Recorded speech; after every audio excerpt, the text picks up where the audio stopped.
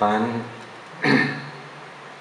വരാനിരിക്കുന്ന ഒരു കാലത്തെ മനസ്സിലാക്കപ്പെടൂ എന്നത് കേസരിക്ക് അറിയുന്ന ഒരു കാര്യമായിരുന്നു.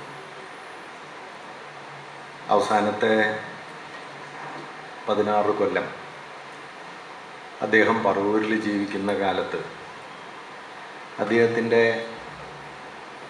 സന്തത സഹചാരിയായി അദ്ദേഹത്തോടൊപ്പം ഉണ്ടായിരുന്ന പറവൂർ ശിവൻ കേസരിയുടെ ഒരു ജീവചരിത്രം രചിച്ചിട്ടുണ്ട്. അതിൽ കേസരിയുടെ ഒരു വാക്യം അദ്ദേഹം ഉദ്ധരിച്ച് ചേർക്കുന്നുണ്ട്. കേസരി പറയുന്നത്, എൻ്റെ മരണശേഷമേ ആളുകൾ എന്നെപ്പറ്റി മനസ്സിലാക്കി തുടങ്ങും. മരിച്ച് 3 വ്യാഴവട്ടം കഴിയുമ്പോൾ മികവുകളെക്കുറിച്ച് കുറേശ്ശെ ശ്രദ്ധിക്കാൻ തുടങ്ങും. 50 വർഷമാകുമ്പോഴേക്കും പ്രശസ്തനാവും. കേസരിയുടെ പ്രശസ്തിയുടെ കാലം ആയി എന്നാണ് തോന്നുന്നത്.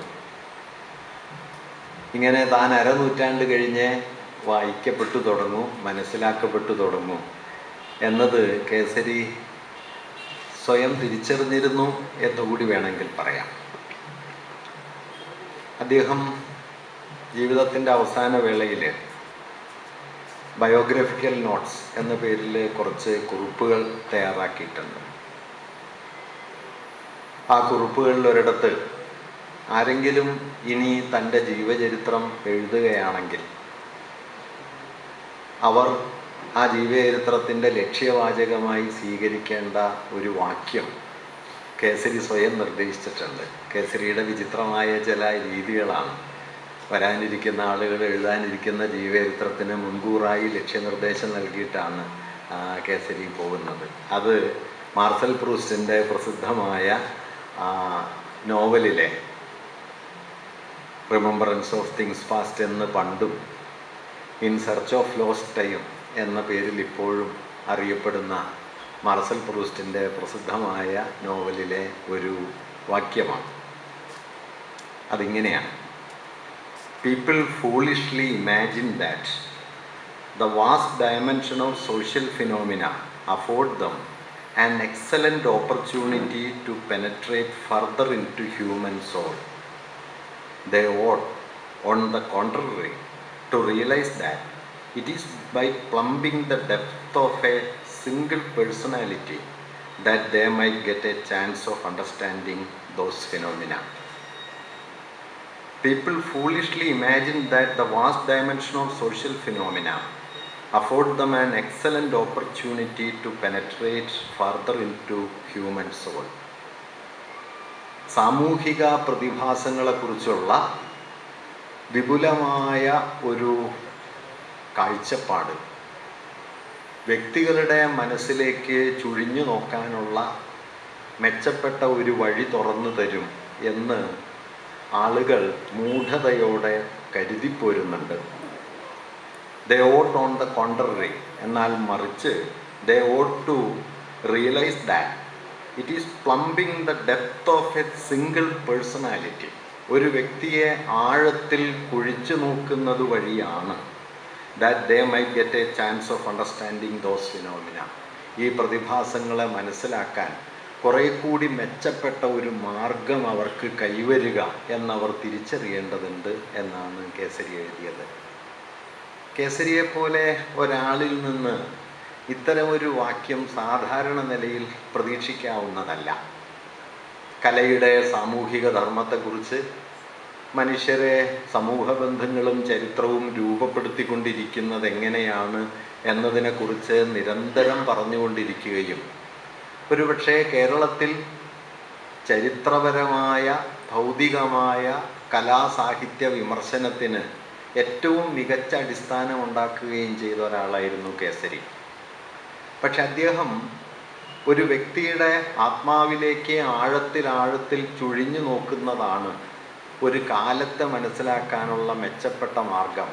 അല്ലാതെ ഒരു വ്യക്തിയെ മനസ്സിലാക്കാൻ അയാളുടെ സാമൂഹിക പശ്ചാത്തലങ്ങളെ നോക്കുകയല്ല വേണ്ടത് എന്ന ഒരു വാക്യത്തെ തൻ്റെ ജീവചരിത്രത്തിൻ്റെ ലക്ഷ്യവാചകമായി നിർദ്ദേശിക്കുകയും ചെയ്യുന്നുണ്ട്. ഇത് കേസരിയിലെ ഒരു വൈരുദ്ധ്യമായി തോന്നാവുന്നതാണ്. കേസരി ധാരാളം വൈരുദ്ധ്യങ്ങളിൽ ജീവിച്ച ഒരാളാണ്.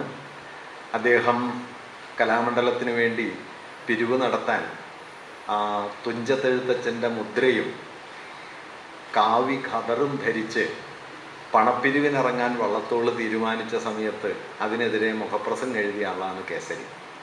അതിൽ കേസരി പറഞ്ഞത്, ഈ കാവി എന്നത് മതത്തിൻ്റെ ചിഹ്നമാണ്, തുഞ്ചത്തെഴുത്തച്ഛനാകട്ടെ ഭക്തിയെ ആളുകളിലേക്ക് എത്തിച്ചൊരാളാണ്, തങ്ങളെ ചൂഷണം ചെയ്യുന്ന മതത്തെ, ആ മതബോധത്തെ ആളുകളിലേക്ക് പ്രചരിപ്പിച്ച ഒരാളുടെ മുദ്രയും വഹിച്ച് ആ സാമാന്യ ജനങ്ങൾക്കുള്ളിലേക്ക് തന്നെ, അടുത്തേക്ക് തന്നെ പണപ്പിരിവിനായി പോകരുത്. അതുപോലെ തന്നെ ഖദർ ധരിച്ച് പണപ്പിരിവിനിറങ്ങരുത്. ഖദർ ദേശീയ വസ്ത്രമാണ്, അത് കലയ്ക്ക് ദേശീയതയൊന്നുമില്ല, അതുകൊണ്ട് ഖദർ ധരിച്ച് പണപ്പിരിവിനിറങ്ങരുത് എന്ന് അദ്ദേഹം പറഞ്ഞിരുന്നു. എങ്കിലും കേസരി അവസാനം വരെ ഖദറാണ് ധരിച്ചിരുന്നത്. അതുപോലെ തന്നെ തനിക്ക് ഏറ്റവും പ്രിയപ്പെട്ട 4 വരികൾ അദ്ദേഹത്തോട് ഒരു ഇൻ്റർവ്യൂവിൽ ചോദിച്ച സമയത്ത് എഴുത്തച്ഛൻ്റെ മഹാഭാരതം കിളിപ്പാട്ടിലെ വീണിതല്ലോ കിടക്കുന്നു ധരണിയിൽ ശോണിതവും അണിഞ്ഞയ്യോ ശിവശിവ എന്ന് തുടങ്ങുന്ന ഗാന്ധാരി വിലാപമാണ് താൻ വായിച്ചതിൽ ഏറ്റവും വിലപിടിച്ച, ഏറ്റവും മഹിമയുറ്റ വരികൾ.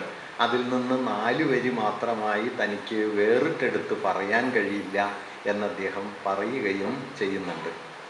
ഇത് കേസരിയുടെ ഒരു വൈരുദ്ധ്യമാണ്. ഒരു ഭാഗത്ത് അദ്ദേഹം തുഞ്ചത്തെഴുത്തച്ഛനെ മതപ്രചാരകനായി വിമർശിക്കുന്നുണ്ട്, മറുഭാഗത്ത് അദ്ദേഹമാണ് ഏറ്റവും വലിയ കവി എന്ന് കരുതുന്നുണ്ട്. ഒരു ഭാഗത്ത് ദേശീയതയുടെ വസ്ത്രമായ ഖദർ ധരിക്കരുത് എന്ന് പറയുന്നുണ്ട്, മറുഭാഗത്ത് അദ്ദേഹം അത് ധരിക്കുന്നുണ്ട്. ഗാന്ധിജിക്കെതിരെ നിരന്തരം അദ്ദേഹം വിമർശനങ്ങൾ ഉന്നയിക്കുന്നുണ്ട്. പക്ഷേ ഗാന്ധിജിയുടെ ജീവചരിത്രം റൊമൈൻ റോളണ്ട് എഴുതിയത് പരിഭാഷപ്പെടുത്തി തൻ്റെ പത്രത്തിൽ പ്രസിദ്ധീകരിക്കുകയും പിന്നീട് അത് പുസ്തക രൂപത്തിൽ മലയാളത്തിൽ അവതരിപ്പിക്കുകയും ഒക്കെ ചെയ്യുന്നും ഉണ്ട്. ഇങ്ങനെ വൈരുദ്ധ്യങ്ങളുടെ നടുവിലാണ് താൻ ജീവിക്കുന്നത് എന്ന് കേസരി പ്രവൃത്തിയിലൂടെയും തെളിയിച്ചിട്ടുണ്ട്. അത് നമുക്ക് ഈ ആമുഖ പ്രസ്താവനയിലും വേണമെങ്കിൽ കാണാം. ഒരർത്ഥത്തിൽ ഞാൻ കരുതുന്നത് കേസരിയുടെ ഈ വാക്യം, ആ ഒരു വിശദീകരണം കേസരിയുടെ സമകാലികത എന്നൊരാശയവുമായി ബന്ധമുള്ളതാണ് എന്ന് കരുതുന്നു. സമകാലികത എന്ന് പറയുന്നത് വർത്തമാനകാലത്തിൽ ജീവിക്കലല്ല. നമ്മുടെ കാലത്തെ വലിയ ചിന്തകന്മാരിലൊരാളായ അകമ്പൻ കണ്ടംപററിനെസ്, സമകാലികത്വം എന്നൊരാശയം അവതരിപ്പിക്കുന്നുണ്ട്. അദ്ദേഹം സമകാലികതയെ വിശദീകരിക്കുന്നത് മറ്റൊരു നിലയിലാണ്. അദ്ദേഹം പറയുന്നത്, contemporariness is a singular relationship with one's own time which adheres to it and at the same time keeps a distance from it. ഒരാൾ തൻ്റെ കാലത്തോട് പുലർത്തുന്ന സാമീപ്യവും ആഭിമുഖ്യവും അതേസമയം അതിൽ നിന്നുള്ള അയാളുടെ അകലവും ഒരുമിച്ച് നിൽക്കുന്നതാണ് സമകാലികത എന്നാണ്. ഇത് വർത്തമാനത്തിൽ ജീവിക്കുന്നതിൽ നിന്ന് വ്യത്യസ്തമാണ്. തുടർന്ന് അദ്ദേഹം പറയുന്നു, more precisely it is the relationship with time that adheres to it through a disjunction and anachronism. വിച്ഛേദത്തിലൂടെയും കാലവൈപരീത്യങ്ങളിലൂടെയും ഒരു കാലത്തോട് ഒരാൾ ബന്ധപ്പെടുന്ന രീതിയാണ് സമകാലികത. ഇത് വൈരുദ്ധ്യം നിറഞ്ഞൊരാശയമാണ്. മറ്റൊരാൾ അതിനെ കുറച്ചുകൂടി വിശദീകരിച്ചിട്ടുള്ളത്, ആരാണ് സമകാലികൻ എന്നതിൻ്റെ ഇക്കാലത്തെ ഒരു വിശദീകരണം. The contemporary is who firmly holds his or her gaze on his or her own time so as to perceive not its light but rather its darkness. തൻ്റെ കാലത്തിൻ്റെ വെളിച്ചത്തെ കാണാനല്ല, തൻ്റെ കാലത്തിലെ ഇരുട്ടിനെ കാണാൻ അതിലേക്ക് സൂക്ഷിച്ചു നോക്കുന്ന ഒരാൾ ആണ് സമകാലികൻ. All eras for those who experience contemporariness are obscure. സമകാലികത അനുഭവിക്കുന്ന ആർക്കും ഏത് കാലവും അവരുടെ മുമ്പിൽ അവ്യക്തമോ സങ്കീർണമോ ആയിരിക്കും. The contemporary is the person who knows how to see things obscurely, see this obscurity, who is able to write by depth of the present വർത്തമാനത്തിൻ്റെ അവ്യക്തതയിൽ മഷിമുക്കി എഴുതാൻ കെൽപ്പുള്ള, വർത്തമാനത്തിൻ്റെ അവ്യക്തതയിലേക്ക് കാഴ്ച കൊണ്ടുപോകാൻ കെൽപ്പുള്ള, അതിൻ്റെ ഇടർച്ചകളിൽ കണ്ണെത്തുന്ന, അതിൻ്റെ പ്രകാശങ്ങളിൽ എന്ന പോലെ അതിൻ്റെ ഇരുട്ടിലും കണ്ണു ചെല്ലുന്ന ഒരാളാണ് ഈ സമകാലികതയുള്ള ആൾ. വർത്തമാനത്തിൽ ജീവിക്കലല്ല, വർത്തമാനത്തിൽ ജീവിച്ചുകൊണ്ട് തന്നെ അതിൽ നിന്ന് അകന്നു നിൽക്കുന്ന, വർത്തമാനത്തിൻ്റെ വെളിച്ചത്തേക്കാൾ അതിൻ്റെ ഇരുട്ടിനെ കാണുന്ന, അതിനൊക്കെ ആ ഇരുട്ടിലേക്കും അവ്യക്തതയിലേക്കും സൂക്ഷിച്ചു നോക്കാൻ കെൽപ്പുള്ള ഒരാളാണ് സമകാലികൻ എന്ന് അകമ്പനെ പോലെ ഒരാൾ നിരീക്ഷിക്കുന്നുണ്ട്. ഈ പ്രഭാഷണ പരമ്പരയ്ക്ക് സമകാലികതയുടെ സഞ്ചാരങ്ങൾ എന്നൊരു ശീർഷകം നൽകുന്നത് ഈ അർത്ഥത്തിൽ കൂടിയാണ്. തൻ്റെ കാലത്തിൽ ജീവിക്കുകയും ആ കാലത്തിൻ്റെ പ്രകാശഭാസുരമായ സന്ദർഭങ്ങളെ ആവിഷ്കരിക്കുകയും ഒപ്പം തന്നെ അതിലെ വൈരുദ്ധ്യങ്ങളെ തിരിച്ചറിയുകയും ഒടുവിൽ ആ കാലബന്ധങ്ങൾക്ക് പുറത്തേക്ക് കടക്കാൻ ശ്രമിക്കുകയും ചെയ്ത, ആ നിലയിൽ തന്നെ തിരുത്തിക്കൊണ്ടിരുന്ന, തന്നിലെ തന്നെ വൈരുദ്ധ്യങ്ങളിൽ ജീവിച്ചു കൊണ്ടിരുന്ന ഒരാളായിരുന്നു കേസരി ബാലകൃഷ്ണപിള്ള എന്നാണ് ഞാൻ പറയാൻ ശ്രമിക്കുന്നത്. പത്രപ്രവർത്തകൻ എന്ന നിലയിൽ കേസരിയുടെ ദൗത്യം മിക്കവാറും ജ്ഞാനോദയത്തിൻ്റെയും ആധുനികതയുടെയും മൂല്യങ്ങളെ മലയാളിയുടെ മുമ്പിൽ ഉറപ്പിച്ചെടുക്കലായിരുന്നു. അത് അദ്ദേഹം തൻ്റെ 3 പത്രങ്ങളിലൂടെ ധീരമായി നിറവേറ്റുകയുണ്ടായി. 3 പത്രങ്ങളും കൂടി ചേർന്ന് ഏതാണ്ട് 9 വർഷവും അല്പമാത്രം ദിവസങ്ങളുമാണ് കേസരി പത്രാധിപരായി ജീവിച്ചത്. 1922 മുതൽ 26 വരെയുള്ള സമദർശി, 1930 ജൂൺ 4 തുടങ്ങി സെപ്റ്റംബർ 10 അവസാനിച്ച പ്രബോധകൻ, 14 ലക്കങ്ങൾ മാത്രം ഉണ്ടായിരുന്ന പ്രബോധകൻ, 1930 ജൂൺ 14 മുതൽ 1935 സെപ്റ്റംബർ 18 മുതൽ 1935 ജൂൺ വരെ നീണ്ടുനിന്ന കേസരി. ഈ 3 പത്രങ്ങളിലൂടെയും അദ്ദേഹം മുഖ്യമായിട്ടും നിറവേറ്റിയത് ഈ ആധുനികമായ ജ്ഞാനോദയത്തിൻ്റെ മൂല്യങ്ങളെ, ജനാധിപത്യം, മതനിരപേക്ഷത, സ്വാതന്ത്ര്യം, പുരോഗതി തുടങ്ങിയ ആധുനികതയുടെ മൂല്യങ്ങളെ കേരളീയ ജീവിതത്തിൽ ഉറപ്പിച്ചെടുക്കാനുള്ള നാനാതരത്തിലുള്ള പരിശ്രമങ്ങളിലാണ് പത്രാധിപർ എന്ന നിലയിൽ അദ്ദേഹം ഏർപ്പെട്ടതെന്നാണ് ഞാൻ കരുതുന്നത്. ജനാധിപത്യത്തിൻ്റെയും യുക്തിബോധത്തിൻ്റെയും ശാസ്ത്രീയതയുടെയും ഒക്കെ സംസ്ഥാപകരിൽ ഒരാളായി തന്നെ കേസരി പത്രാധിപർ എന്ന നിലയ്ക്ക് കാണുന്നുണ്ട്. ഒരുപക്ഷെ കേരളീയ ജീവിതത്തിൽ അദ്ദേഹം ഏറ്റവും അധികം ആദരിക്കപ്പെട്ടതും ഈ പത്രാധിപത്യത്തിൻ്റെ പേരിലാണ്.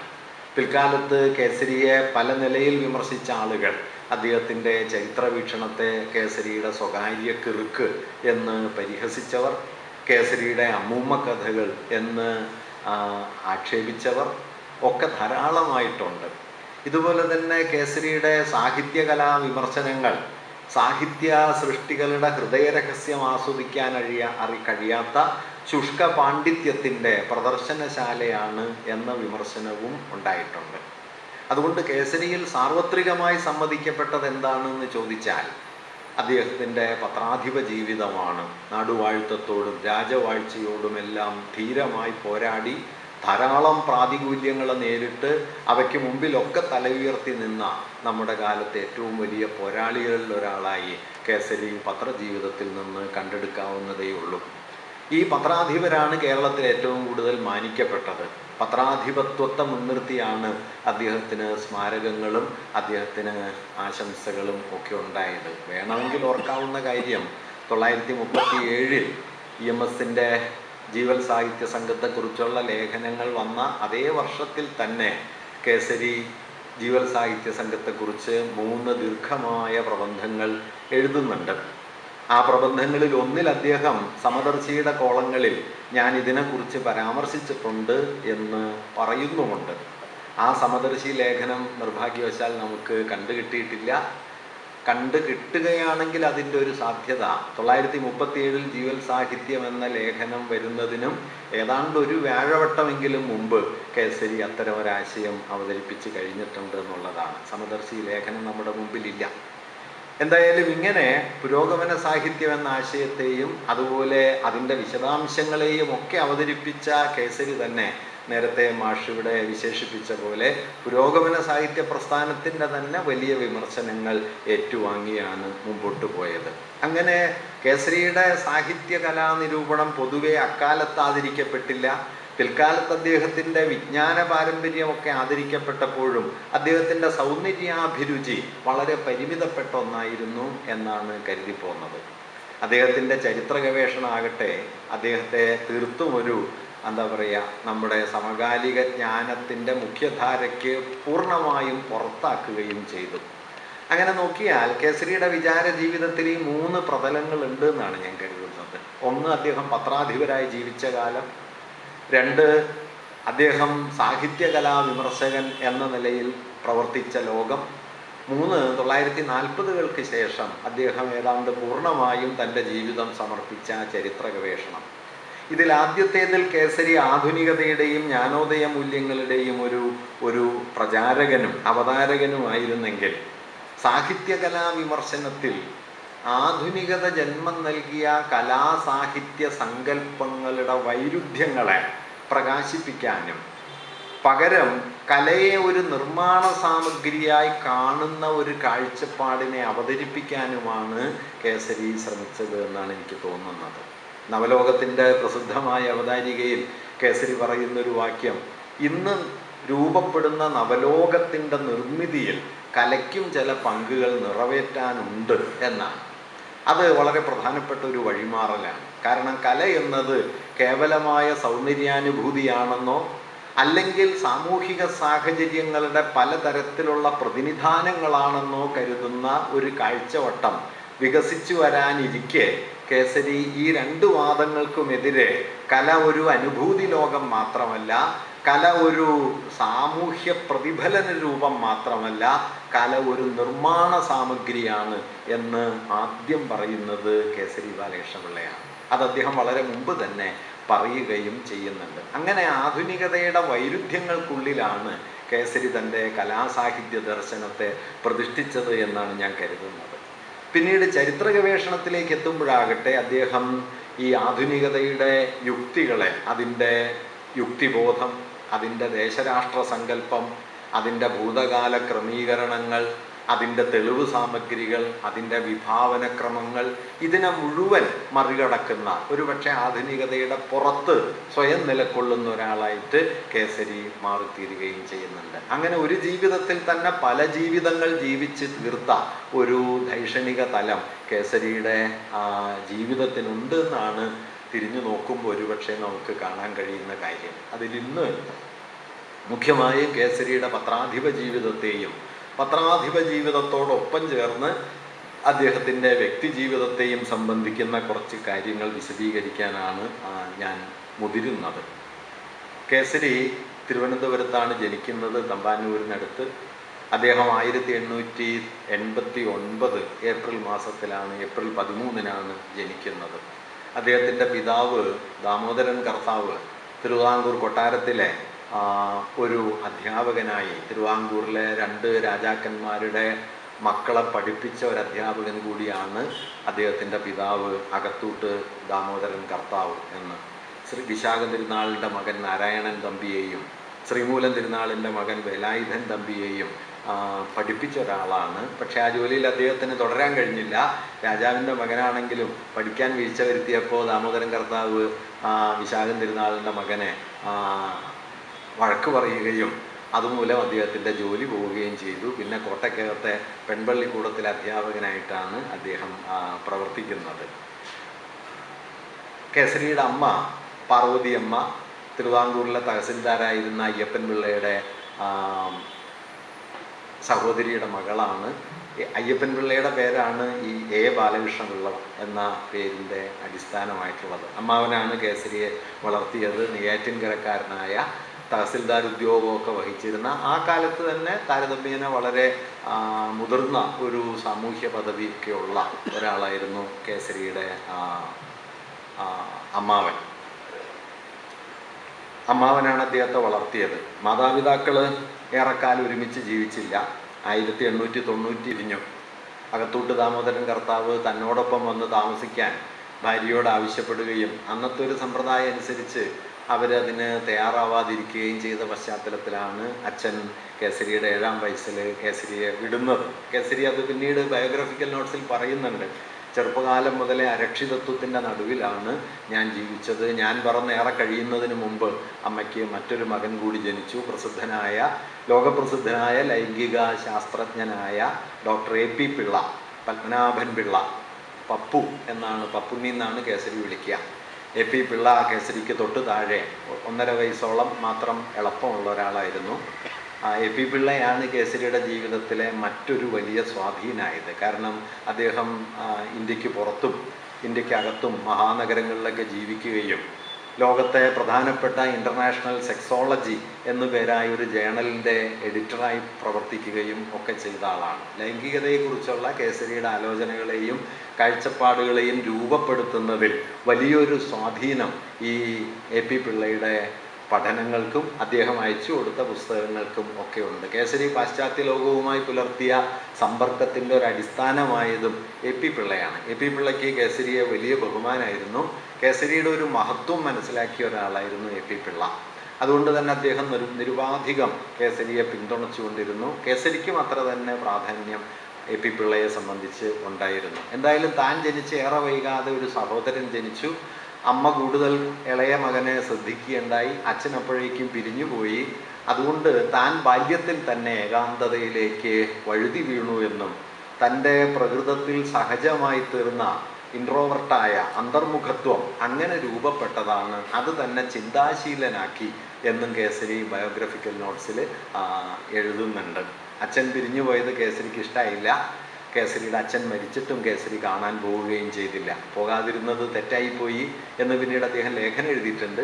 പക്ഷെ അദ്ദേഹം പോയില്ല. അങ്ങനെ തന്നെ നിർമ്മമമായി നോക്കാനുള്ള ഒരു വല്ലാത്ത ശേഷി കേസരിയിൽ നമുക്ക് കാണാൻ പറ്റും. കേസരി തൻ്റെ ജീവിതത്തിലെ പ്രധാനപ്പെട്ട തൻ്റെ മനസ്സിനെ സ്വാധീനിച്ച, അല്ലെങ്കിൽ തൻ്റെ പിൽക്കാല മനോഘടനയെ സ്വാധീനിച്ച ഒരു കാര്യം, അമ്മാവന് കൊല്ലത്തേക്ക് സ്ഥലം മാറ്റം കിട്ടിയ സമയത്ത്, കൊല്ലത്തേക്ക് വള്ളത്തിൽ പോകുന്ന സമയത്ത് പള്ളാത്തുരുത്തി ആറ്റിൽ വെച്ച് രാത്രി കൊള്ളക്കാരായ ഒരു സംഘം വള്ളം ആക്രമിക്കാൻ തുനിഞ്ഞതും വള്ളത്തിലുണ്ടായിരുന്ന ചില സൈനികർ, തിരുവിതാംകൂർ സർക്കാരിൻ്റെ ഉദ്യോഗസ്ഥന്മാരിൽ ചിലർ അവരെ ഓടിച്ചതും ആ രാത്രിയിൽ ഇങ്ങനെ നേരിട്ട വല്ലാത്ത ഭീതി പിന്നീട് മരണം വരെ തന്നെ പിന്തുടരുന്നുണ്ട് എന്ന് കേസരി അദ്ദേഹത്തിൻ്റെ ഓർമ്മക്കുറിപ്പിൽ ഒക്കെ പറയുന്നുണ്ട്. കേസരി മനഃശാസ്ത്രപരമായി നോക്കുന്ന ഒരാളായതുകൊണ്ട് തൻ്റെ മനോഘടനയെ നിർണയിച്ച 2 സംഭവങ്ങളായിട്ട് കാണുന്നത് ഈ ബാല്യകാലത്തിലെ ഏകാന്തതയും അതുപോലെ ഈ പള്ളാത്തുരുത്തി ആറ്റിലെ, അദ്ദേഹം പറയുന്നുണ്ട്, രാത്രി കനത്ത നിശബ്ദതയിൽ, കനത്ത ഇരുട്ടിൽ കഴുക്കോല് വെള്ളത്തിൽ വീഴുന്ന ശബ്ദം മാത്രമുള്ളപ്പോൾ ഞാൻ ആകാശത്തേക്ക് നോക്കി നക്ഷത്രങ്ങളെ കണ്ടു കിടക്കുന്ന സമയത്താണ് വള്ളത്തിൻ്റെ അങ്ങേ തലയ്ക്കൽ 2 കറുത്ത രൂപങ്ങളെ കാണുന്നത്. അതുണ്ടാക്കിയ നടുക്കം പിന്നീട് ജീവിതത്തിൽ ഒരു കാലത്തും എന്നിൽ നിന്ന് വിട്ടുപോയിട്ടില്ല എന്ന് അദ്ദേഹം അതേക്കുറിച്ച് പറയുന്നുണ്ട്. ഏതായാലും കൊല്ലത്തെ ജീവിതം കഴിഞ്ഞ് അല്പകാലം കഴിഞ്ഞ് അദ്ദേഹം തിരുവനന്തപുരത്തേക്ക് മടങ്ങിയെത്തി. തിരുവനന്തപുരം മഹാരാജാസ് കോളേജിലാണ് അദ്ദേഹം, ഇന്നത്തെ യൂണിവേഴ്സിറ്റി കോളേജ്, അദ്ദേഹം ബിരുദ പഠനം നടത്തുന്നത്. ഇംഗ്ലീഷും കണക്കുമാണ് അദ്ദേഹം പ്രാഥമികമായി പഠിച്ചത്. അന്ന് അദ്ദേഹത്തിൻ്റെ പ്രധാനപ്പെട്ട അധ്യാപകരിൽ ഒരാളാണ് AR രാജരാജവർമ്മ. ARൻ്റെ അനുയായിയാണ് താൻ എന്ന് അദ്ദേഹം സ്വയം കരുതിയിരുന്നു. ARന് സമർപ്പിച്ചുകൊണ്ട് ഒരു പുസ്തകവും അദ്ദേഹം എഴുതി, രാജരാജീയം എന്ന പേരിലുള്ള ഒരു പുസ്തകം. അന്ന് അദ്ദേഹത്തിൻ്റെ സഹപാഠിയായിരുന്നു സാഹിത്യ പഞ്ചാനനൻ PK നാരായണപിള്ളയുമായിട്ട് കേസരി നിരന്തരം ഏറ്റുമുട്ടി. സാഹിത്യ പഞ്ചാനനെതിരെ അദ്ദേഹം മുഖപ്രസംഗത്തിൽ ഒരിടത്ത് എഴുതിയത്, പഞ്ചാനനൻ്റെ പ്രവൃത്തികൾ കണ്ടു കഴിഞ്ഞു കഴിഞ്ഞാൽ അദ്ദേഹത്തിൻ്റെ സാഹിത്യ പഞ്ചാനനത്വമല്ല സാഹിത്യ ജമ്പുകത്വമാണ് തെളിയുന്നത് എന്ന് പറയുകയും അത് കേസാവുകയും കേസരിക്ക് 200 രൂപ പിഴയടക്കേണ്ടി വരികയും ചെയ്ത ഒന്നാണ്. അദ്ദേഹം ഈ 9 വർഷത്തെ പത്രപ്രവർത്തനത്തിനൊക്കെ 4 തവണ ഈ മാനനഷ്ട കേസിലും കോടതി കേസുകളിലും ഒക്കെ പെട്ട ഒരാളാണ്. ബിരുദത്തിന് പഠിച്ചത് ചരിത്രമാണ്. ചരിത്രത്തിന് അദ്ദേഹത്തിന് ഫസ്റ്റ് ക്ലാസ് ഉണ്ടായിരുന്നു. കൗതുകമുള്ളൊരു കാര്യം, മലയാളത്തിന് അദ്ദേഹത്തിന് 3rd ക്ലാസ്സാണ് ഉണ്ടായിരുന്നത്. 1909 കേസരി വിമൻസ് കോളേജിലെ അധ്യാപകനായി. 910-11 വർഷങ്ങളിൽ മഹാരാജാസ് കോളേജിലെ ചരിത്രാധ്യാപകനായി. 11 മുതൽ 17 വരെ വീണ്ടും വിമൻസ് കോളേജിൽ അദ്ദേഹം പഠിപ്പിച്ചു. ഈ കാലത്താണ് കേസരി ആദ്യമായിട്ടൊരു പുസ്തകം എഴുതുന്നത്. തിരുവിതാംകൂർ ചരിത്രം എന്ന പേരിലൊരു പാഠപുസ്തകമാകാൻ പാകത്തിനുള്ള ഒരു ഗ്രന്ഥം അദ്ദേഹം എഴുതുന്നുണ്ട്. ഈ കാലത്തൊക്കെ അദ്ദേഹം കുട്ടികളോട് അങ്ങനെ അടുത്ത് പെരുമാറുന്ന ഒരാളായിരുന്നില്ല. മിക്കവാറും കുട്ടികൾക്ക് പേടി ഉളവാക്കുന്ന ഒരാളായിരുന്നു. അദ്ദേഹത്തിനൊരു പരിഹാസ പേരുണ്ടായിരുന്നത്, വിളിപ്പേരുണ്ടായിരുന്നത് കടുവാ കൃഷ്ണപിള്ള എന്നായിരുന്നു. അദ്ദേഹത്തിൻ്റെ ഒരു പാരുഷ്യം കൊണ്ടോ മറ്റോ ആയിരിക്കണം. കോളേജ് അധ്യാപനത്തിൻ്റെ ഇടയിൽ അദ്ദേഹം നിയമബിരുദത്തിന് പഠിച്ചു. 1910-ലും 11-ലും നിയമപഠനത്തിന് ചേരാൻ വേണ്ടി പരീക്ഷ എഴുതി തോറ്റുപോയി. 12-ൽ അദ്ദേഹം പരീക്ഷയിൽ വിജയിച്ചു. പിന്നീട് അദ്ദേഹം 13-14 കാലഘട്ടത്തിൽ നിയമബിരുദം നേടുകയും 2ാം ക്ലാസ്സോടെ പാസ്സാവുകയും ചെയ്തു. 1917 തൻ്റെ 28ാമത്തെ വയസ്സിൽ കേസരി വിവാഹിതനായി. വടക്കമ്പറവൂരിലാണ് അദ്ദേഹത്തിൻ്റെ ഭാര്യയായ ഗൗരിക്കുട്ടി അമ്മ, അവരെ ചെല്ലമ്മ എന്നാണ് വിളിച്ചിരുന്നത്, അവരെ വിവാഹം കഴിച്ചത്. 1917 അദ്ദേഹം വിവാഹം കഴിച്ചു. അദ്ദേഹത്തിൻ്റെ വിവാഹം കഴിഞ്ഞ് അദ്ദേഹത്തിൻ്റെ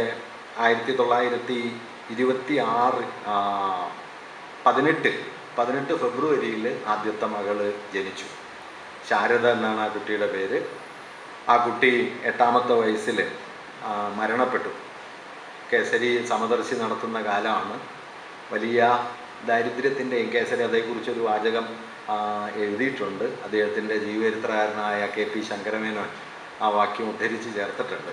അത് ആ കുട്ടിയെ ഞാൻ നിറഞ്ഞ വാത്സല്യത്തോടെ ആദ്യമായി ചുംബിച്ചത് അവളുടെ തണുത്തു മരവിച്ച ജഡത്തിന്മേലാണ് എന്നാണ് ആ വാക്യം.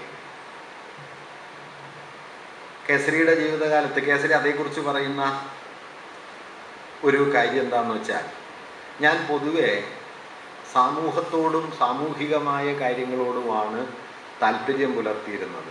അതുകൊണ്ട് വ്യക്തിപരമായ സ്നേഹം നിലനിർത്തുന്നതിൽ ഞാൻ വിജയിച്ചിരുന്നില്ല എന്നൊരു കാര്യം അദ്ദേഹം പറയുന്നുണ്ട്. ബയോഗ്രഫിക്കൽ നോട്ട്സിൽ അദ്ദേഹം ഇതേക്കുറിച്ച് പറയുന്നത്, tenderness and affection for humanity in general and not for particular persons can be expressed in other words an absence of affectionate nature. മനുഷ്യവംശത്തോട് ആകമാനമുള്ള സ്നേഹം പ്രത്യേക വ്യക്തികളോടുള്ള സ്നേഹമില്ലായ്മയായി അനുഭവപ്പെടാനുള്ള സാധ്യതയുണ്ട്. My deep absorption in thought always made me selfish, unfeeling and ungrateful in the primary sense of those words. ചിന്തയിലെ ആണ്ടുമുഴുകൽ എന്നെ വികാരശൂന്യനും സ്വാർത്ഥനും നന്ദിയില്ലാത്തവനുമാക്കി മാറ്റിയിട്ടുണ്ട്. പിന്നെ ഒരു ജാമ്യം പോലെയാണ് അദ്ദേഹം പറയുന്നത്, in the primary sense of that words. ആ വാക്കുകളുടെ പ്രാഥമിക അർത്ഥത്തിൽ ഞാൻ ഇങ്ങനെയൊക്കെ ആയിരുന്നു എന്ന് പറയുന്നുണ്ട്. ഇത് കേസരിയുടെ വികാര ജീവിതത്തിലെ, വ്യക്തി ജീവിതത്തിലെ ഒരു സവിശേഷ സ്വഭാവമാണ്. ആഴമേറിയ ഒരു സാമൂഹിക താല്പര്യങ്ങളും യാതന അനുഭവിക്കുന്ന മനുഷ്യരോടുള്ള വലിയ കരുതലും എല്ലായ്പ്പോഴും ഉണ്ടായിരുന്നെങ്കിലും അദ്ദേഹത്തിൻ്റെ വ്യക്തിബന്ധങ്ങളിലൊന്നും അത് ഏതെങ്കിലും നിലയിൽ റിഫ്ലക്റ്റ് ചെയ്തിട്ടുണ്ടായിരുന്നില്ല എന്നതും ഒരു കാര്യമാണ്. മകളുടെ മരണം അങ്ങനെ 8ാം വയസ്സിലുണ്ടാകുന്നു. തൻ്റെ ജീവിതത്തിലെ ഏറ്റവും വലിയ ആഘാതങ്ങളിലൊന്നായി പിന്നീട് അദ്ദേഹം അതേക്കുറിച്ച് പലപാട് ഓർമ്മിക്കുകയും ചെയ്യുന്നുണ്ട്. രണ്ടാമതൊരു പെൺകുട്ടി കൂടി അദ്ദേഹത്തിന് ജനിച്ചു. ആ പെൺകുട്ടി 30ാം ദിവസം തന്നെ മരണപ്പെടുകയും ചെയ്തു. 1917 അദ്ദേഹം വക്കീൽ ജോലിയിലേക്ക് പ്രവേശിച്ചു. കുറച്ചു കാലമാണ് വക്കീൽ പണിയെടുത്തത്. സിവിൽ കേസുകളാണ് അദ്ദേഹം കൈകാര്യം ചെയ്തത്. കൊല്ലം സെഷൻസ് കോടതിയിലാണ് ഒരു കൊലപാതക കേസിൽ അദ്ദേഹം ഹാജരായത്. അവിടെ വച്ചാണ് സാക്ഷികളെ കൊണ്ട് കള്ളമൊഴി പറയിക്കുന്നതും സാക്ഷികളെ പല നിലയിൽ സ്വാധീനിക്കുന്നതും കേസ് പിടിച്ചെടുക്കാനുള്ള പരിശീലിപ്പിക്കുന്ന ഈ വസ്ത്രം ഇനിമേലിൽ ഞാൻ ധരിക്കുന്നില്ല എന്ന് പറഞ്ഞ് അദ്ദേഹം വക്കീൽ പണി അവസാനിപ്പിക്കുകയാണ് ചെയ്തത്. 1922 അദ്ദേഹം പത്രാധിപരായി. അതിനിടയിൽ 1920-21 കാലത്താണ് അദ്ദേഹം സാഹിത്യ പഠനത്തിലേക്ക് തിരിയുന്നത്. പാശ്ചാത്യ സാഹിത്യത്തെക്കുറിച്ചും ഫ്രഞ്ച് ഭാഷയും പഠിക്കാനായിട്ട് കേസരി ആരംഭിക്കുന്നത് 1920-21 കാലത്താണ്. കേസരിയുടെ ജീവിതത്തെ ആകമാനം നോക്കിയാൽ അദ്ദേഹത്തിൻ്റെ ഫ്രഞ്ച് ഭാഷാ പഠനമാണ് വലിയ തോതിൽ അദ്ദേഹത്തെ മാറ്റിമറിച്ച, അദ്ദേഹത്തിൻ്റെ വിചാര ജീവിതത്തെ ആകെ മാറ്റിമറിച്ച ഒരു സംഭവം എന്ന് പറയാം. അത് അദ്ദേഹത്തിൻ്റെ ഒരു സുഹൃത്ത് വീരകുമാരൻ എന്നു പേരുള്ളൊരു സുഹൃത്ത്, വീരകുമാരൻ നമ്മുടെ തിരുവിതാംകൂറിലെ സംഗീതത്തെക്കുറിച്ചൊക്കെ വിസ്തരിച്ചെഴുതിയ ടി ലക്ഷ്മണൻ പിള്ളയുടെ മകൻ കൂടിയാണ് വീരകുമാരൻ. മ്യൂസിക് ഓഫ് ട്രാവൻകൂർ എന്ന പ്രശസ്തമായ ഗ്രന്ഥം ലക്ഷ്മണൻ പിള്ളയുടെയാണ്, അദ്ദേഹത്തിൻ്റെ മകനാണ്. വീരകുമാരൻ വഴിയാണ് ഫ്രഞ്ച് സാഹിത്യത്തിലേക്ക് കേസരി എത്തിയത്. ഫ്രഞ്ച് സാഹിത്യത്തിലേക്കുള്ള കടക്കലാണ് വാസ്തവത്തിൽ ഇംഗ്ലീഷിനപ്പുറത്തേക്ക് കടക്കാൻ കേസരിക്ക് വഴി തുറന്നു കൊടുത്തത്. ഇംഗ്ലീഷിനപ്പുറത്തേക്കുള്ള കടക്കൽ കേസരിയെ മറ്റൊരു യൂറോപ്പിനെ കണ്ടെത്താൻ പ്രേരിപ്പിക്കുകയും ചെയ്തു. വാസ്തവത്തിൽ കേസരിയെ മനസ്സിലാക്കാൻ ശ്രമിക്കുമ്പോൾ എനിക്ക് തോന്നുന്നൊരു കാര്യം, അത് ദിലീപ് മേനോൻ അദ്ദേഹത്തിൻ്റെ പ്രധാനപ്പെട്ട പഠനങ്ങളിൽ ഒന്നിൽ സൂചിപ്പിക്കുന്ന ഒരു കാര്യമുണ്ട്. കേസരി കണ്ടെത്തിയ യൂറോപ്പ് വാസ്തവത്തിൽ ബ്രിട്ടൻ ആധിപത്യമുള്ള യൂറോപ്പല്ല. അദ്ദേഹത്തിൻ്റെ കാലത്ത് സൂര്യനസ്തമിക്കാത്ത സാമ്രാജ്യമായൊക്കെ നിലകൊള്ളുന്നത് ഇംഗ്ലണ്ടും ബ്രിട്ടനുമാണെങ്കിലും കേസരി ബ്രിട്ടനെ കേന്ദ്രമായൊരു യൂറോപ്പിനെ അല്ല കണ്ടത്. അപ്പോൾ തന്നെ ഫ്രാൻസും അതുപോലെ റഷ്യയും അതുപോലെ ഇറ്റലിയും ഒക്കെയുള്ള യൂറോപ്പായിരിക്കുമ്പോൾ പോലും വാസ്തവത്തിലുള്ള യൂറോപ്പല്ല, മറിച്ച് ഭാവനാത്മകമായൊരു യൂറോപ്പിനെയാണ് കേസരി സാഹിത്യത്തിലൂടെ കണ്ടെടുത്തത് എന്ന കാര്യം വളരെ ശ്രദ്ധിക്കേണ്ടതാണ്. കാരണം ഒരു കൊളോണിയൽ യൂറോപ്പിനെ അല്ല, മറിച്ച് സാർവദേശീയതയുടെയും കലയുടെയും ഒരു സമാന്തര യൂറോപ്പിനെ ഭാവനാത്മകമായി സൃഷ്ടിച്ച് ആ ഭാവനാത്മക യൂറോപ്പിനെ തൻ്റെ പത്രരചനകളിലൂടെയും തൻ്റെ സാഹിത്യ വിമർശനത്തിലൂടെയും മലയാളത്തിൻ്റെ ഒരു മാതൃകയാക്കുകയാണ് ചെയ്തത്. നമ്മൾ പലപ്പോഴും കേസരിയുടെ സാഹിത്യ വിമർശനത്തെക്കുറിച്ച് ആലോചിക്കുമ്പോൾ പാശ്ചാത്യ സാഹിത്യത്തെ മലയാളത്തിന് പരിചയപ്പെടുത്തി എന്ന് സാമാന്യമായിട്ട് പറയുകയാണ് ചെയ്യുന്നത്. വാസ്തവത്തിൽ പാശ്ചാത്യ സാഹിത്യത്തെ അങ്ങനെ വെറുതെ പകർത്തി വയ്ക്കുകയോ പരിചയപ്പെടുത്തുകയല്ല കേസരി ചെയ്തത് എന്നത് വളരെ കൂടുതൽ നാം ശ്രദ്ധാപൂർവം കാണേണ്ട ഒരു കാര്യമാണ്. നാളത്തെ ചർച്ചയിൽ അത് നമുക്ക് വിശദമായിട്ട് പറയാം. എന്തായാലും സമദർശി എന്ന പത്രത്തിൻ്റെ പത്രാധിപത്യത്തിലേക്ക് കേസരി എത്തുന്നുണ്ട്. അന്ന് അദ്ദേഹത്തിന് കോളേജിൽ നിന്ന് ലഭിച്ചിരുന്ന ശമ്പളത്തിൻ്റെ ഏതാണ്ട് 3/4% മാത്രമേ, 3/4 പങ്ക് ശമ്പളമേ പത്രാധിപരായിട്ട് കിട്ടുന്നുള്ളൂ. എങ്കിലും സാമൂഹികമായി ഇടപെടാൻ കൂടുതൽ കഴിയുന്നത് പത്രാധിപത്യം കൊണ്ടാണ് എന്നതുകൊണ്ട് വക്കീൽ പണിയും അതിനു മുമ്പുള്ള കോളേജ് ജോലിയും എല്ലാം ഉപേക്ഷിച്ചിട്ട് പത്രാധിപ ജീവിതം അദ്ദേഹം ഏറ്റെടുക്കുന്നു. സമദർശി എന്നു പേരായ അന്നത്തെ കുളക്കുന്നത്ത് രാമൻ മേനോൻ എന്ന ഒരാളുടെ ഉടമസ്ഥതയിലായിരുന്നു പത്രം. രാമൻ മേനോൻ്റെ പത്രാധിപര് കുന്നത്ത് ജനാർദ്ദന മേനോൻ, അദ്ദേഹവും പത്രോടമയും തമ്മിലുള്ള തർക്കം വന്ന സമയത്താണ് കേസരി പത്രാധിപത്യം സ്വീകരിക്കുന്നത്. പത്രാധിപരായി അദ്ദേഹം ചുമതലയേൽക്കുമ്പോൾ തൻ്റെ പത്രാധിപ പ്രവർത്തനത്തിൽ ഒരു നിലയിലും ഉടമയുടെ അഭിപ്രായം കടന്നു വരരുത് എന്ന് ആവശ്യപ്പെട്ടുകൊണ്ടാണ്, ആ വ്യവസ്ഥയിലാണ് അദ്ദേഹം പത്രാധിപത്യം സ്വീകരിക്കുന്നത്. രാമൻ മേനോൻ ഇടപെട്ടിരുന്നില്ല. രാമൻ മേനോൻ്റെ മരണത്തിന് ശേഷം അദ്ദേഹത്തിൻ്റെ മരുമകൻ ഉടമയായി തീർന്ന സമയത്ത് അദ്ദേഹം സർക്കാരിനെതിരായ, പ്രത്യേകിച്ചും രാജാവിനെതിരായ കേസരിയുടെ വിമർശനങ്ങളിൽ അസ്വസ്ഥനാവുകയും വിമർശനം മയപ്പെടുത്തണം എന്ന് കേസരിയോട് ആവശ്യപ്പെട്ട സമയത്താണ് കേസരി സമദർശി പത്രാധിപത്യം ഉപേക്ഷിക്കുന്നത്. പത്രാധിപർ എന്ന നിലയ്ക്ക് കേസരിക്കുണ്ടായിരുന്ന കാഴ്ചപ്പാട്, അദ്ദേഹം പറയുന്നത് 2 കാര്യങ്ങളാണ് പത്രത്തിന് ചെയ്യാനുള്ളത്. ഒന്ന് പൊതുജനാഭിപ്രായ രൂപീകരണം, 2 പൊതുജനാഭിപ്രായ പ്രകാശനം. പൊതുജനാഭിപ്രായങ്ങൾ രൂപപ്പെടുത്തുക എന്നതും പൊതുജനാഭിപ്രായങ്ങളെ പ്രകാശിപ്പിക്കുക എന്നതും. ഇതിൽ പൊതുജനാഭിപ്രായം രൂപപ്പെടുത്തുക എന്നത് താരതമ്യേന കൂടുതൽ പ്രാധാന്യമുള്ള ഒരു കാര്യമാണ് എന്ന് അദ്ദേഹം സ്വയം കരുതിയിരുന്നു. കാരണം തിരുവിതാംകൂറിനെ പോലെ ഒരു നാട്ടുരാജ്യത്ത് അന്ന് പൊതുജനാഭിപ്രായം എന്ന് പറയുന്നത് മതത്തിൻ്റെയും രാജഭക്തിയുടെയും പാരമ്പര്യത്തിൻ്റെയും അതുപോലെ ഐതിഹ്യങ്ങളുടെയും ഒക്കെ പിന്നോക്കമായ പിടിയിൽപ്പെട്ട് കിടക്കുകയാണ്. ഇതിനെതിരെ ആധുനികമായ ജനാധിപത്യ മൂല്യങ്ങളുടേതായ ഒരു പൊതുജന അവബോധത്തെ രൂപപ്പെടുത്തുക എന്നത് തൻ്റെ പ്രധാനപ്പെട്ട ഒരു ദൗത്യമാണ്. അതുകൊണ്ട് പൊതുജനാഭിപ്രായങ്ങളെ പ്രകാശിപ്പിക്കുന്നതോടൊപ്പം തന്നെ അതിനേക്കാൾ കവിഞ്ഞ പ്രാധാന്യം അഭിപ്രായ രൂപീകരണം എന്നതിന് വേണം എന്ന് അദ്ദേഹം കരുതുകയും അദ്ദേഹത്തിൻ്റെ മുഖപ്രസംഗങ്ങളിലൂടെയൊക്കെ അദ്ദേഹം അത് നിറവേറ്റുകയും ചെയ്തിട്ടുണ്ട്. സമദർശിയിൽ എഴുതിയ മുഖപ്രസംഗങ്ങളിൽ തന്നെ കേസരി മുന്നോട്ട് വച്ച അഭിപ്രായങ്ങൾ ഇന്ന് തിരിഞ്ഞു നോക്കിയാൽ നമുക്ക് വിസ്മയം തോന്നാവുന്ന ധാരാളം അഭിപ്രായങ്ങൾ അദ്ദേഹം പറയുന്നുണ്ട്. 1920, 22, 26 കാലമാണ്. കേസരി പറഞ്ഞൊരു കാര്യം, നാട്ടുരാജ്യങ്ങൾ ഇല്ലാതാകണം. അന്ന് പൊന്നുതമ്പുരാൻ തിരുമനസ്സുകൊണ്ട് എന്നെല്ലാം പറയുന്നൊരു കാലത്ത് കേസരി പറഞ്ഞത് നാട്ടുരാജ്യങ്ങൾ ഇല്ലാതാകണം, ഭൂപ്രഭുക്കന്മാർക്ക് നിയമസഭയിലുള്ള പ്രത്യേകമായ മണ്ഡലങ്ങൾ എടുത്തു കളയണം, അതുപോലെ ഭൂമി ഏറ്റെടുത്ത് പൊതുവായി വിതരണം ചെയ്യണം, ഐക്യകേരളം എന്ന ആശയം ശക്തിപ്പെടുത്തണം, ബാങ്കുകൾ ദേശസാൽക്കരിക്കണം, ജനാധിപത്യത്തിൻ്റെ മാതൃകയായി തെരഞ്ഞെടുക്കപ്പെട്ടവരുടെ ഭൂരിപക്ഷത്തെ പരിഗണിക്കുന്ന ഗ്രീക്ക് മാതൃകയല്ല സ്വീകരിക്കേണ്ടത്, മറിച്ച് തെരഞ്ഞെടുക്കപ്പെട്ടവരെ തിരിച്ചു വിളിക്കാൻ അവകാശമുള്ള സ്വിറ്റ്സർലൻഡിൻ്റെ മാതൃകയാണ് സ്വീകരിക്കേണ്ടത് എന്ന് അദ്ദേഹം സമദർശിയിൽ എഴുതുന്നുണ്ട്. ഉത്തരവാദ പ്രക്ഷോഭം തിരുവിതാംകൂറിൽ ആലോചിക്കപ്പെടുന്നതിന് മുമ്പ് തന്നെ നിയമസഭയോട് പ്രതിബദ്ധമായ ഉത്തരവാദ ഭരണ സംവിധാനം ഉണ്ടാകേണ്ടതാണ് എന്ന് അദ്ദേഹം എഴുതുകയും ചെയ്തു. ഇങ്ങനെ 1922-26 കാലത്ത് മുഖപ്രസംഗങ്ങളിലൂടെ സമദർശിയിലെ ലേഖനങ്ങളിലൂടെ കേസരി അവതരിപ്പിച്ച ആശയങ്ങൾ തന്നെ ഒരാധുനിക ജനാധിപത്യത്തെ സംബന്ധിക്കുന്ന വളരെ പ്രധാനപ്പെട്ട കാഴ്ചപ്പാടുകൾ അവതരിപ്പിച്ചിരുന്നു.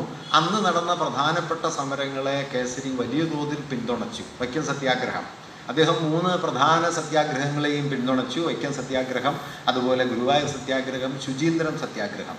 ശുചീന്ദ്രം സത്യാഗ്രഹത്തെ സംബന്ധിച്ച ഒരു കേസ് കോടതി കൈകാര്യം ചെയ്തതിനെ നിശിതമായി വിമർശിച്ചുകൊണ്ട് എ നാരായണപിള്ള എന്നൊരാൾ എഴുതിയ ലേഖനം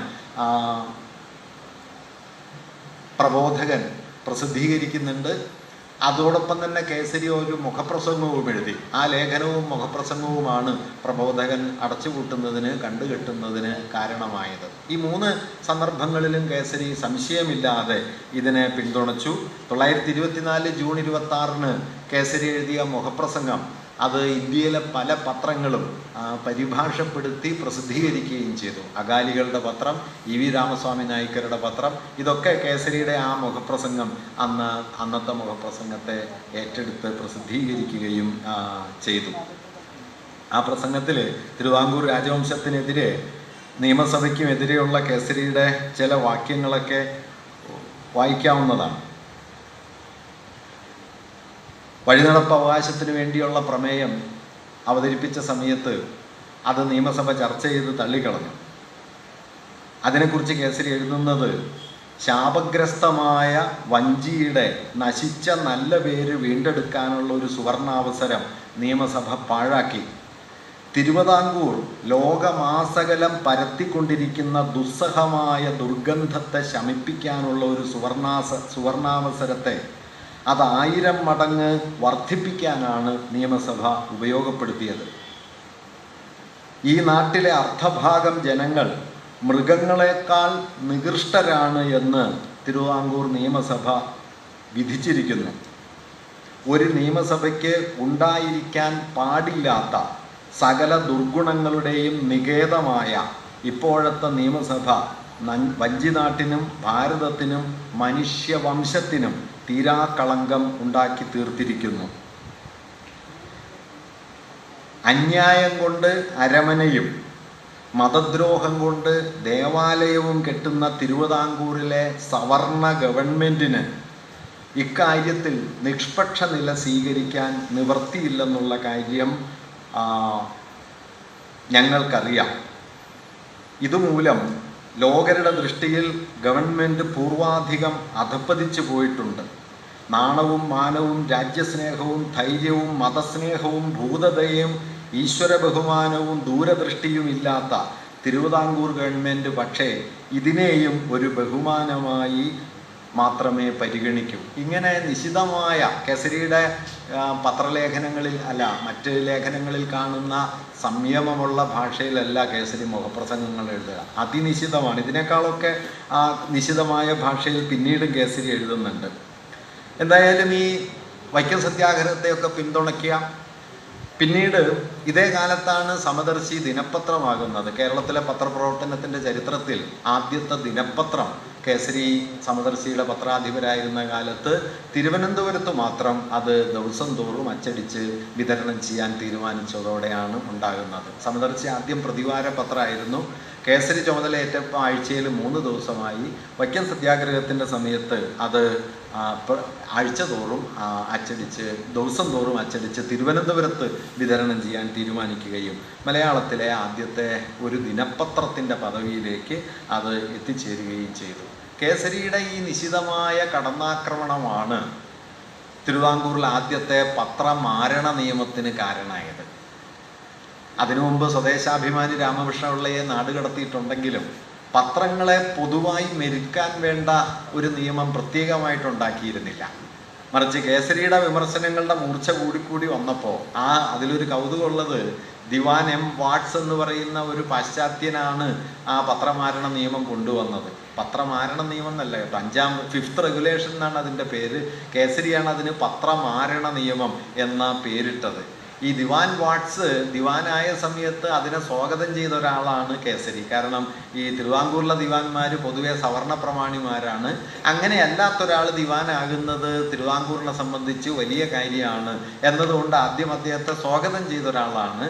പക്ഷേ തിരുവിതാംകൂറിനെതിരായ ഈ വിമർശനങ്ങൾ ശക്തിപ്പെട്ടു വന്നപ്പോൾ ദിവാൻ തന്നെ കേസരിയെ മെരുക്കാൻ വേണ്ടി ഒരു പൊതു നിയമം കൊണ്ടുവന്നു. ആ പൊതു നിയമത്തിൻ്റെ വ്യവസ്ഥ 500 രൂപ കെട്ടിവെച്ച് ലൈസൻസ് എടുക്കണം.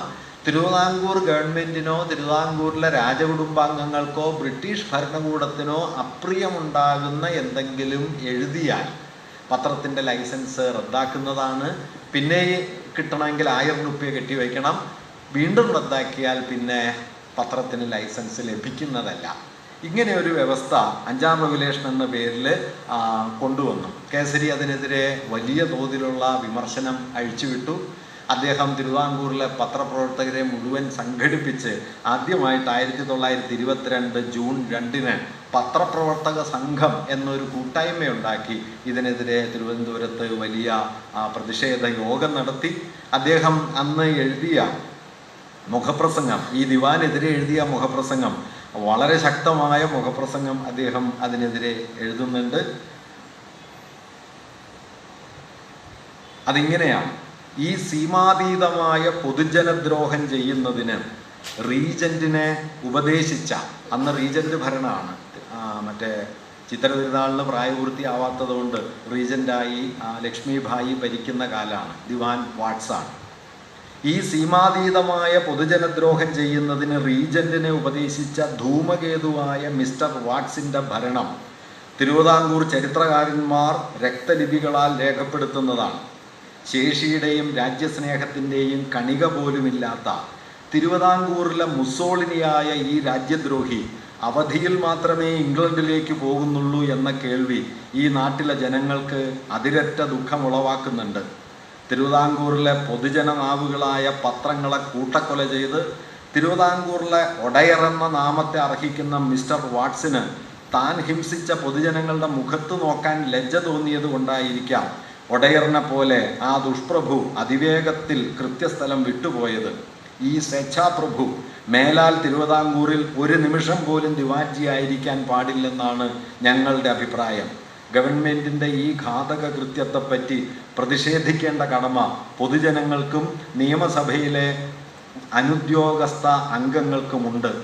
നിയമസഭാംഗങ്ങൾക്ക് ചവിട്ടിയ കാൽ നക്കുന്ന പട്ടിയുടെ സ്വഭാവമില്ലെങ്കിൽ അവരുടെ സ്ഥാനങ്ങൾ അവർ രാജിവെക്കുക തന്നെ ചെയ്യും. ഈ കർത്തവ്യം ഈ 2 കൂട്ടരും നിർവഹിക്കുമെന്ന് ഞങ്ങൾ പ്രതീക്ഷിക്കുന്നു. ഇങ്ങനെ അതിനിശിതമായ ആക്രമണമാണ് അതിനെതിരെ അദ്ദേഹം നടത്തുന്നത്. ഈ ആക്രമണം തുടർച്ചയായി നടത്തിക്കൊണ്ടിരിക്കുന്ന സമയത്താണ് പത്രത്തിൻ്റെ ഉടമയായ കൊളക്കുന്നത്ത് രാമൻ മേനോൻ മരണപ്പെടുകയും അദ്ദേഹത്തിൻ്റെ അനന്തരവൻ പത്രത്തിൻ്റെ ഉടമസ്ഥതയിലേക്ക് വരികയും ചെയ്തത്. അങ്ങനെ ഉടമസ്ഥതയിലേക്ക് വന്നതോടെ പത്രവിമർശനം മയപ്പെടുത്തണം, അല്ലെങ്കിൽ പത്രം നിലനിന്ന് പോകില്ല, താൻ വെല്ലുവിളികളെ നേരിടേണ്ടി വരും എന്ന് വക്കം മൗലവിയുടെയൊക്കെ അനുഭവം അറിയുന്നതുകൊണ്ട് ശങ്കരമേനോൻ കേസരിയോട് ആവശ്യപ്പെട്ടു. കേസരി രാമൻ മേനോനുമായുള്ള എഗ്രിമെൻറ്റിൻ്റെ കാര്യം അദ്ദേഹത്തെ ഓർമ്മിപ്പിക്കുന്നു. പത്രനയത്തിൽ ഇടപെടില്ല എന്ന അടിസ്ഥാനത്തിലാണ് താൻ ചുമതലയേറ്റത് എന്ന കാര്യം അദ്ദേഹം ഓർമ്മിപ്പിക്കുന്നു. പക്ഷേ ശങ്കരമേനോൻ അതിന് വഴങ്ങാൻ തയ്യാറായില്ല. സ്വദേശാഭിമാനി എന്ന പേരിനോടൊപ്പം നാം ഓർക്കേണ്ട വലിയ പേരാണ് കേട്ടോ വക്കം മൗലവി.